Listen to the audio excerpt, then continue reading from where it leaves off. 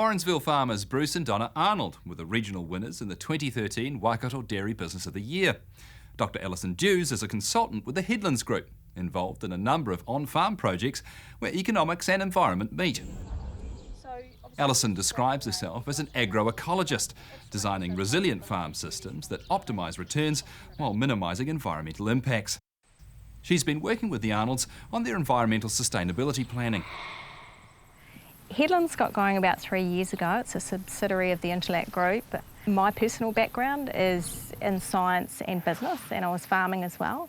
However, I couldn't really see how we could keep going forward without taking into account agriculture's effect on the environment. So also in our team we've got people that have studied ecology and environmental systems. And so what we're trying to do is take into account the effects of agriculture on the wider ecological system, but also work it so it works for farmers so that they don't have to be in the red to be environmentally friendly. So we're trying to help them design farm systems that are both low impact on the environment but also profitable. The key with that is making sure that we align a system, a farm system, with the people's capability, and that's the key, the people's capability, the cows' capability, the landscape's capability. I think that's where we've got things a little bit wrong in the past. We've just gone out with a recipe and we've ignored the landscape's risks, strengths and weaknesses. But I think now we've got to take a new look at things and look at our farm systems and configure them towards what that landscape can cope with. We've got 156 hectares here and milking 600 cows, just around about 4 cows to the hectare. We need 600 tonne of maize a year and about 450 tonne of palm kernel, and then we use a bit of P6 from Tātua, but I think that's just about going to finish now. And they're basically most of the food's bought in, a little bit of molasses at the start of the year for transition cows. We're classed as System 5, and the cows are fed on the feed pad 365 days of the year. We're not winter milking, we're only seasonal supply. We were probably about 2.7 cows to the hectare, and then we just put on more cows, utilised more grass, and belonging to Tātua, the vets have got to come around and make sure your cows are fit to supply. I asked our vet, is there anything we can do better? And he said he could pick out a couple of things there, and so we decided we'll take a consultant on board. Environmental side of things, probably 5 years ago I wouldn't have given you 2 bobs worth about what's happened, but now the media pressure and all that's coming around there, Tātua's sort of driving it from their end too. We've got to be a sustainable system. So obviously your stocking rate, you guys can afford to run a slightly higher stocking rate because your pasture harvest has been so good, really? This farm's a really an intensive farm, but a really good performer as well. And because they're bringing in now around 38% of their feeds, they've got opportunities to use their nutrients as a resource. So Headlands can help with that and help by working through the overseer file and also looking for opportunities to, if you like, close the gaps or the leaks in the farm and look at how we can use the nutrient a whole lot more wisely, and we'll work alongside their farm consultant.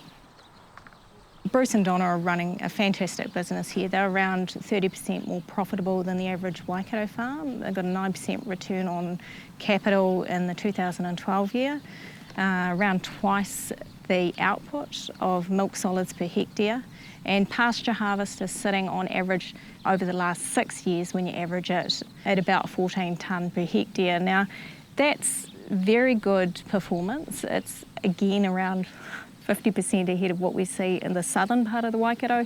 So if you get down to Reparawa and the South Waikato towards Waipa, they're only harvesting around 10 tonne. So these guys can afford to have a more intensive system, and 4 cows to the hectare is probably more suitable for this landscape and also its productivity.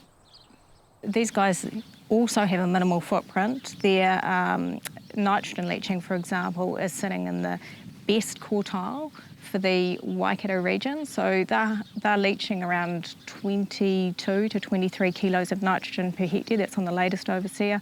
And that would be sitting around half of what we typically see. So that's That's a great result. It comes from a whole range of things that they're bringing together in their farm business, and that's optimal nutritional management, really good cows, great infrastructure, and because they've been profitable, they've been able to invest in really good infrastructure, so feed pads, good systems, sealed silage pads, a separator for the effluent, a 7,000 cubic metre effluent pond so that they can store all their effluent that's captured and use that at the optimal times a year.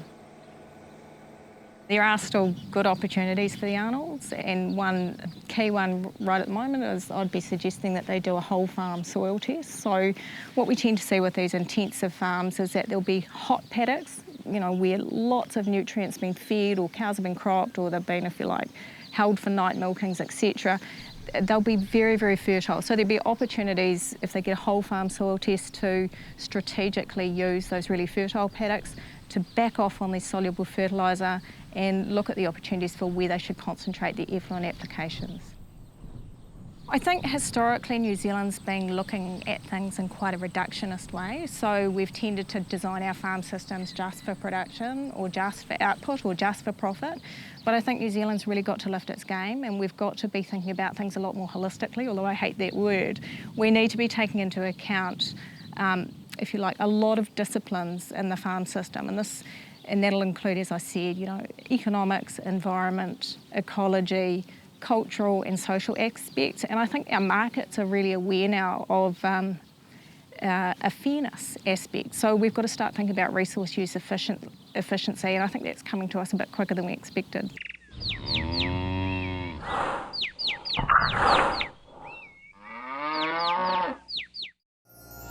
This program was made with funding from New Zealand On Air.